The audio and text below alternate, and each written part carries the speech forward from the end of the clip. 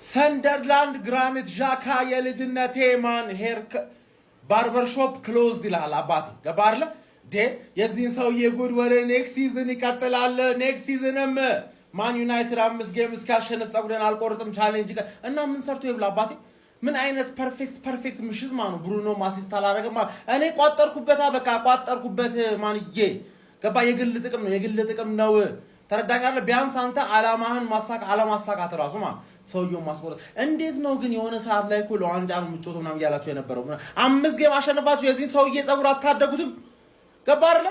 ግን እኔ እሱ ይመቸኛል በጣም ይመቸካ። አሁን ባላማ ይቋጥርባቸዋል በእርግጠኝነት። ምክንያቱም መንጀራ መተዳደሪያ አረጋችሁታ መተዳደሪያ ቤተሰቦች አሉበት ነው። እኛ ምን ደግፈው እኮ ፈልገናል። ምን ዩናይትድ 5 ጌም ቢያሸንፍ ምንም ቅር አይለኝም ገባ። ግን ልጁ ምን ሰርቶ ይብላ ገባ። ለሚስት ልጆች ምናምን አስቡለት እንጂ ገባር ላይ እኮ ቻሪቲ ነው አስዋል። ገንዘብ ሳታወጣ የሰውን ህይወት መቀየር ማለት እኮ በጣም የሚቀጥለውን ቀን ቪዲዮ ገብቼ ሪፖስት አድርግለታለሁ። ያበደ ሰውዬ ማን ቤስት ኮንተንት ክሬተር 5 games in a row until Man United not cutting my hair for day 1000 of not cutting my hair until Man United win 5 games in a row እቺን ቃል እስካልሰማ ድረስ 1000 ድረስ እስከሰማ አልፈታህም ነው ማለት ገባረ። አልፈታህም። 2 ጌም ነው የቀረህ፣ 2 አሲስት ያስፈልጋል። ይቋጠራል። ዛሬ ካሪክ ነው ያስበላችሁ። ምን አስቦ ነው በቤንች የገባው ነው ማለት ገባ። ለመቼ ነው እያስቀመጣችሁ የነበረው? ለመቼ? ለረፍት ሲጀመር በወር አንዴ የሚጮህ ተጫዋች አይደለም። እንዳይጎዳብህ ነው። ፕሪሲዝን መስሎ ትችላለህ። ካሪክ ትችላለህ። አረ እባክህ አንተ ሰውዬ ተቆረጥ። አረ እባክህ ተቆረጥ። አረ ተው እንዲሁ ቀጭመህ ነው መቀረው። አረ ቀምለህ ነው መቀረው። አረ ተቆረጥ። ዩናይትድ እንደሆነ እንደው ችላ ብሎሃል እኮ ረስቶሃል እኮ የኔ ወንድም። እንዴ 3 ጨዋታ ተከታታይ አሸነፈ። ሊቨርፑልም ብሬንትፎርድን ቼልሲ ምን አሸነፈና የሰውዬ ይሄንንም አሸንፈው ቀጣይ በቀረው ደግሞ ጨዋታ ላይ ይቆረጣል ብዬ ተስፋ አድርጌ ነበር። ግን ይሄ ሰውዬ ቀጣይ ዓመት ድረስ አይቆረጥም። አው አረ ሻካ ክሎዝ አላዶ። አረ ወይኔ በቃ ቀመለ እንዲህ እንደቀል በቃ እኮ አሁን እኮ የትርፌን እኮ ኢሜጅ እኮ ያበላሽ ያለ ሰው ቢኖር እኮ ይሄ እኮ ነው። እኔ ልንገራችሁ ካልተቆረጠ ወጉት የምሬት ነው እላችሁት። አስንኩኝ እኔ ዳንተ አስንኩኝ። አንዳንድ ሰዎች ግን ከነቆራ አልፎ የዚህ ሰውዬ ጉዳይ ግድ የሚሰጠን የሚመስላችሁ እንዴት እንደሆነ ጭንቅላታችሁ እያሰበ እንደሆነ በጣም ያስቀኛል ማለት ነው። እግዚአብሔርን ከልቤ ነው። ማንቸስተር ዩናይትድ የዚህ ሰውዬ ጉዳይ ግዱ አይደለም ማለት ነው። ምን አለ ክለቤ ሁሉ ጊዜ 5 ጨዋታ ከሚጫወተው 5 ጨዋታ አንዱን 4ቱን እያሸነፈ አንዱን አቻ እየወጣ የዚህ ሰውዬ ጸጉር መሬት ውስጥ ቢቀበርለት እያደገ ነው። ምን አገባኝ? የሆነ ግለሰብ ተነስቶ ጸጉሬን አልቆረጥም 5 ጨዋታ ምናምን ከዛ እስኪ ክለባችሁን ሄዳችሁ እያንዳንዳችሁ እዩት። 5 ጨዋታ ካሸነፈ መቼ ነው 4 ጨዋታ እያሸነፈ ክለቤ አንድ እየተሸነፈ አቻውላ አይደለም እየተሸነፈ ቤድ ማገኘው 12 ፖይንት በ5 ጨዋታ በጣም ጸዴ ነው ለኔ ማለት በቂ ነው። በጣም በቂ ነው። ስለዚህ ሰውዬኛ ምን አገባ? ነገም የሆነ ሰው ይነሳና ጸጉሬን ብብቴን ስላለ ምናምን ጉዳይ ከነቆራ ያለፈ አይደለም ማለት ነው። እና እናንተ ከነቆራ አሳልፋችሁት ሌላ ነገር መስሎ ተሰማችሁ የሆነ አላወኩም ብቻ ከነቆራ ታሳልፉታላችሁ በሚለው ነው። ይመቻችሁ። ማን እኔ ጨዋታው ምናምን እኮ አይደለም። አሁን እኮ ነው ማየው። ለካ ጀለስ የምትቆረጠው ቀጣይ ሲዝን ነው። በፈጣሪ ስም ገና ስንት ጨዋታ እዚህ ባለው ለጨዋታ ነው የቀረው። አባቴ ምን ይመለከተናል በለኝ። የዩናይትድ ደጋፊማ ዝገት የሆነ ጨዋታ ነው የተመለከትነው። ተውት እሱን። ኧረ ላሽ 2 ዓመት በፈጣሪ ስም ከዛ በላይ ሊሆን ይችላል ማለት እኮ ነው። አሁን ዩናይትድ አሪፍ ሲዝን አሳለፈ ማለት ይቻላል። ከነበረበት ካሪ ከመጣ በኋላ 3ኛ ድረስ መጥቶ ማን ሳይቆረጥ ማን አይመለከተንም በለኝ። ዩናይትድ አቸውቷል። የሰውያውንም ጻጉሩ አይቆረጥም። ሁሌ እስኪ ከሊቨርፑል ጋር አጨውቱን 5ቱን ጨዋታ አንዴ እና ይቆረጥ። የሰውዬ 5ቱን ጨዋታ ኤፍኤው ከሊቨርፑል ጋር አጨውተና እናስቆርጠው። ኧረ በስመ አብ።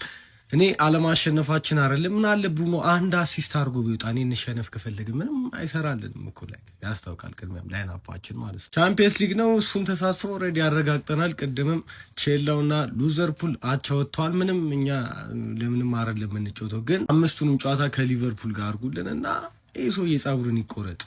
ዩናይትድ መጥፎ ፐርፎርማንስን ቢያሳይም ከሽንፈት ግን ድኗል። ብሩኖ ፈርናንዴዝ ዛሬም አሲስት ሳያደርግ ወጥቷል። በ36ኛ ሳምንት እንግሊዝ ፕሪሚየር ሊግ መርሃ ግብር ማንቸስተር ዩናይትድ ስታዲየም ኦፍ ላይት ላይ በመጓዝ ሰንደርላንድን ገጥሞ 0-0 በመለየት ነው ነጥብ ተጋርቶ የወጣው። በዚህ ጨዋታ ላይ ሰንደርላንዶች በጣም ብልጫውን ወስዶ ተጫውቶ ነበረ። የጎሎቹን በመፍጠር በማጥቃቱ ረገድ በጣም የተሻለው ቡድን ነበሩ። ሴኒ ሌመንስ በጨዋታ ላይ ድንቅ ሴቮችን ባያደርግባቸው ኖሮ አትሊስት ይህንን ጨዋታ በአንድ ጎል ልዩነት የማሸነፍ ሰፊ እድል ነበራቸው። እድሜ ለሴኒ ሌመንስ ይሁንና ዩናይትድ ግን ከሽንፈት ድኗል ማለት ነው። በዚህ ጨዋታ ላይ ያየንባቸው ኢነርጂ ቀዝቀዝ ያለ ነበር። እርግጥ ዩናይትድ በቀጣዩ ውድድር ዓመት በአውሮፓ ቻምፒየንስ ሊግ መሳተፉን ማራገጡን አስመልክቶ ይሆናል በተጫዋቾች ላይ የተቀዛቀዘ ስሜት ተመልክተን የነበረው። ይህ ደጋፊም እንግዲህ በቀጣዩ ውድድር ዓመት ካልሆነ በስተቀር በዘንድሮ የውድድር ዓመት ዩናይትድ 5 ጨዋታዎችን ተከታታይ ካላሸነፈ ጸጉሬን አልቆረጥም ያለ ቢሆንም ነገር ግን ዘንድሮ ዩናይትድ 5 ጨዋታዎችን ሳያሸንፍ የውድድር ዓመቱ እንደሚጠናቀቅ ተራግጧል። ቀሪ 2 የፕሪሚየር ሊግ ጨዋታዎች ብቻ ናቸው የሚቀሩት ማለት ነው። ብሩኖ ፈርናንዴዝም ዛሬ አሲስት ያደርጋል ብዬ በተስፋ ጠብቄ የነበረ ነገር ግን ያንን ማድረግ ሳይችል ወጥቷል። ሌሎች 2 ቀሪ የፕሪሚየር ሊግ ጨዋታዎችን የመጠበቅ ግዴታ ውስጥ ይገባል ማለት ነው። በእነዚህ 2 ጨዋታዎች ውስጥ አንድ አሲስት ማድረግ የሚችል ከሆነ ሪካርዱን ይጋራል። 2 አሲስቶችን ማድረግ የሚችል ከሆነ ደግሞ ሪካርዱን የግሉ ያደርገዋል ማለት ነው። ለማንኛውም ብሩኖ ይሄን ሪካርድ የሚያሻሽል ይመስላችኋል? ሐሳባችሁን አጋሩኝ። በዚህ ጨዋታ ላይ የመጨረሻ ደቂቃዎች ላይ ነበር ዩናይትድ ለማጥቃት ጥረት ሞክሮ የነበረው ማለት ነው። ብሩኖ ፈርናንዴዝም አንዳንድ የግብ ዕድሎችን ለመፍጠር ሞክሮ ነበር በመጨረሻ ደቂቃዎች ላይ። ከዛ ውጪ ግን በጨዋታ ላይ እንደ ቡድን ዩናይትድ ጥሩ አልነበረ ማለት ይቻላል። ስለዚህ ጨዋታ ያላችሁን ሐሳብ አጋሩኝ። የፕላስ ምልክት መጫ እንዳትረሱ። ዩናይትድ አቻውቷል። በቃ ጸጉር መቆረጥ የለም። ጅላስ በቃ አምኖ ጸጉሬን እኔ ምን አገባኝ ብሎ ቢቆረጥ ነው የሚሻለው። አለበለዚያ ይሞታል ማለት ነው ሳይቆረጠው። 5 በተከታታይ ማሸነፍ ይሄን ያህል ከባድ ሆኖ ሳይሆን ማለት ነው። ከዚህ በኋላ 5 በተከታታይ ራሱ እስኪጮቱ ስንትና ስንት ወር ነው። አሁን ኦልሬዲ 2 ጨዋታ ነው 3 ጨዋታ ነው የቀረው። ፕሪሚየር ሊግ እስኪመለስ 1 2 3 ወራት አሉ። ሲጀመር ያ ሰውዬ ነው ከኪ ሆነባቸው። እኔም ባይዘ ይሄንን ሰንደርላንድ ማሸነፍ የሚችሉ ከሆነ አዌ ሄደው ቀጣይ በሜዳቸው ነው ኖቲንጋምን ያሸንፉታል፣ ልጁም ይቆረጣል ብዬ ነበር። ግን ወፍ ለማንኛውም እዚህ ጨዋታ ላይ በኢየሱስ ዩናይትድ ከ80 ደቂቃ በኋላ ነበር በቃ የሚገርም ጨዋታ ሲጮት የነበረው። ኩኒያ የበላቸው እድሎች አሉ። ብሩኖ ድጋሚ አሲስት አላረገም፣ ተመስገን። ምክንያቱም ከኬቨን ደ ብሩይን ይበልጣል እየተባለ ነው አሁንም። ኤኒዌይ ምርጥ እንቅስቃሴ አድርገው ነበር። ሜኑ የሚባለው ልጅ እኔ ሳየው በጣም በቃ የተለወጠብኝ ልጅ ነው። ሜቢ ተሳስቶም ሊሆን ይችላል፣ ግን ባየሁት ሰዓት በሙሉ የሚገራርም ጥሩ ስራ ነበር ሲሰራ የነበረው። ለማንኛውም ዩናይትዳውያን ይመቻችሁ። እኔን ግርም የሚለኝ ቤተሰቦች የዚህን ሰውዬ ነገር እንደ ቁም ነገር የምትጠይቁኝ ሰዎች ማለት ነው እንዴ። እሱ እኮ ኮንተንቱ ነው የሚበላሽበት። ማንቸስተር ዩናይትድ ተከታታይ 5 ካሸነፈ የእሱ ኮንተንት ነው የሚበላሽው። እንዲያሸነፍ የሚፈልግ ይመስላችኋል? እሱ 5 ተከታታይ ጨዋታ አይፈልግም በፍጹም ነው የምላችሁ። ይልቁንስ ከፈለገ ማንቸስተር ዩናይትድ መቼም ቀጣይ 2 ፕሪሚየር ሊግ ጨዋታ ብቻ ነው ያለው፣ ኖቲንግሃም ፎረስት እና ብራይተን ሆቭ አልቢዮን። ነገር ግን እነኚህን 5 ስንት ናቸው? ወደ 6 ጨዋታዎችን ማንቸስተር ዩናይትድ 5ቱን ተከታታይ ቢያሸንፍ ልትቆረጥ ይችላል። ደግሞ በወላጅነት ጨዋታ አይቻልም እንደሚል ደግሞ ምንም ጥርጥር የለኝ። ዛሬ አቻወጥቷል። 3 ተከታታይ ማንቸስተር አሸንፎ ነበረ። ዛሬ አቻወጥቷል። እንደገና ወደ ኋላ ሄዶ 1 ብሎ ሊቆጠር ነው ማለት ነው። ለማንኛውም እስቲ በሆነ ቃል ገለጹት እስቲ ይሄን ሰውዬ ኮሜንት ሴክሽን። አመቱን በሙሉ ጸጉር ለማስቆረጥ እየተጫወተ የነበረው ቲም እንግዲህ ቀጣይ ውድድር አመትም ጸጉር ለማስቆረጥ እንደሚጫወት የተረጋገጠ ሆኗል። ጸጉር ለማስቆረጥ የሚጫወተውን ቲም የሚደግፈው ልጅ ጓደኛችሁ ከሆነ ሜንሽን ሼር አድርጉለት። ይመቻችሁ። ይህ ሰውዬ ካልተቆረጠኛ መቼም ሰላማችንን አናገኝ። መቼም ቢሆን ሰላማችንን አናገኝ። ይህ ሰውዬ በቃ መቆረጥ አለበት። ምንድን ነው ዛሬም በቃ ቀጣይ አመት ሊጠብቅ ነው። ሰንደርላንድ ደብድቦናል። አቻ እውነት አቻ በቃ አቻ ይሻለናል። በዛሬው ተደብድበናል። ሰንደርላንድ ኃይለኛ ነበር ዛሬ በእውነት ያስታውቃል። በቃ ዛሬ ምንም ግን በትናንት በሰራነው ቪዲዮ ደግሞ የአርሰናል ደጋፊን ትንሽ ነግተናል፣ አስተምረናል ብዬ አስባለሁ። ትንሽ ትምህርት ነገር ጣል አድርገናል። መማር አለባችሁ እናንተ። ኳስ እመኑ። ኳስ ስትዩ ማመን አለባችሁ።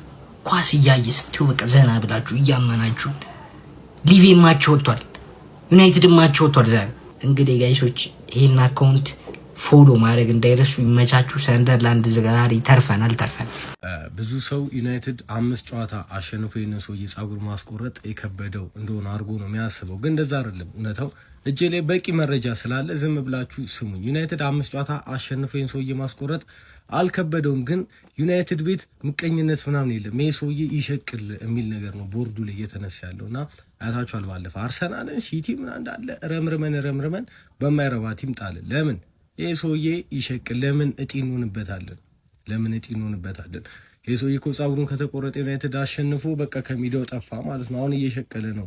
ይሸቅል። ዩናይትድ ቤት እጢነት የለም። ይሄ ነው በቃ በቂ መረጃና ማስረጃ ስላለኝ ነው እኔ አባት እና የተናደድኩት እኔ ብሩኖ አሲስት ሳያደርግ በመውጣቱ ነው። በቃ ምን አለ አንድ አሲስት። ለማንኛውም ችግር የለውም ማድረጉ አይቀርም። ኔክስት ጨዋታዎች አሉ፣ በቂ ጨዋታ አለ። አማድ ዲያሎ ግን ምንድን ነው ያስነኩት? በክርስቶስ ምንድን ነው የሚሻለሽ? ምን እኔ ሀገሩ የሆነ ጥንቆላ ምናምን የሆነ ነገር አሰርተውበት ነው የመጣው ጋይስ። የሆነ ነገር ኮትዲቫር ሄዶ ከመጣ በኋላ ምንም ልክ አይደለም፣ ምንም ማለት ነው። ኧረ በስመ አብ። እኔ አማድ እንደዚህ ዲስአፖይንት ያደርገኛል ብዬ አስብ። በጣም ታለንትድ ተጫዋች አይደል እንዴ? እንደዚህ ዲስአፖይንት ያደርገኛል ብዬ ጠብቄ አላቅም። ተከታታይ እንዴ ታገዝኩት እኔ ላለማመን እንዲህ ብዬ አዋረድከኝ እግዚአብሔርን።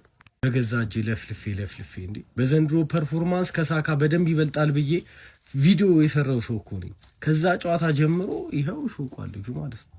ምን አለ ባልል እንደዛ እንደዚህ እኮ አልነበርክም። ምን ሆነሃል?